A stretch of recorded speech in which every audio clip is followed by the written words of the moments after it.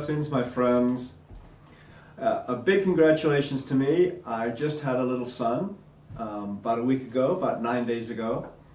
And he's so beautiful, I can't even begin to tell you. In our next session, you'll see him. His name is Zusia Lev, or Sweetheart. And I want to dedicate this Parsha to him and with a concern for him and for all children. The Parsha is named Metsora, which literally means like a leprosy or the skin blemish. And on the face of it, that's what the entire Parsha is about.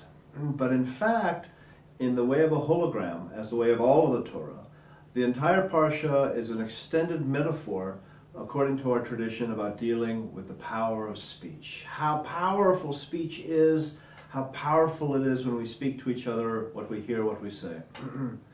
Indeed, of the 10 Commandments, remember, 2 of them are concerned with speech, right?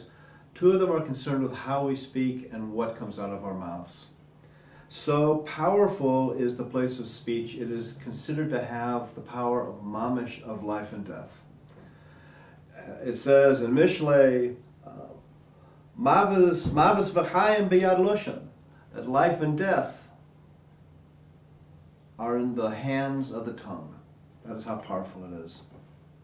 So I want to tell you a story that, to my mind, pertains to this concept, to the concept of how speech affects us and the interconnection of things. A long time ago, during the Great Destruction, the Nazis took all the men in a village to a great field, dug a pit, and they told them to jump across. And they said, if you can make it across, you can live. And if you can't, not. And in this village, there were 2 specific people. One was an old guy, like me, out of shape, very traditional. And he had a good friend who was a free thinker. They were good friends, and he was a young guy. The young guy, filled with youthful testosterone, said, we shouldn't mamish give them the pleasure of even trying to jump. The old man said, Gewalt. You never know. We should jump. So they ran, they jumped. Unbelievable. They made it to the other side. The Nazis, of course, tried to shoot them, but they were able to escape. And they hid in the woods and got to Israel and America after the war and told this story to my teacher, and it's also written down. So in any case, the young man asked the old man, I love you, but you're old. You're out of shape. How did you make that jump? It was a huge pit. The old man says, listen, I thought about my teachers and my teachers' teachers and the teachers of my teachers' teachers. And on their merit, I asked to be helped. And I swear to you, I felt their hands on my lapel pulling me across. Then he turned to the young man. He said, but you, my friend, you're not a believer. You don't believe in the merit of our teachers or anything like that. How did you make it across? It was too big of a pit, even for a young man like you. He said, well, in truth, I saw you going and I held on to you. We hold on to each other. This life, I look at my little son, I think of how sweet, mamish, so zisa, alle de Welt. At the same time, all of us as adults, we know how hard, how bitter, how difficult parts of life can be.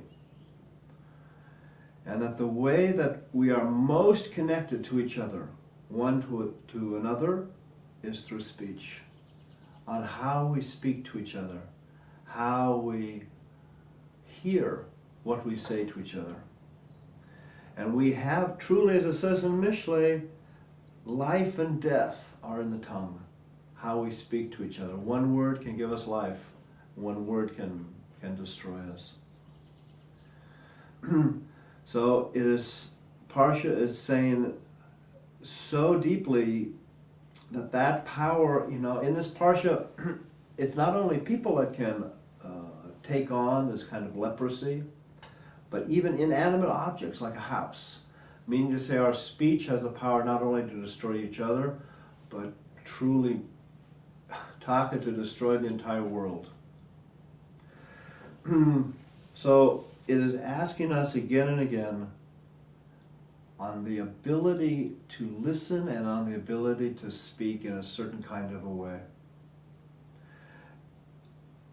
The emphasis of this and on this is repeated through many Parshas, again because it is such a key issue to be able to jump across the difficult pit of this life.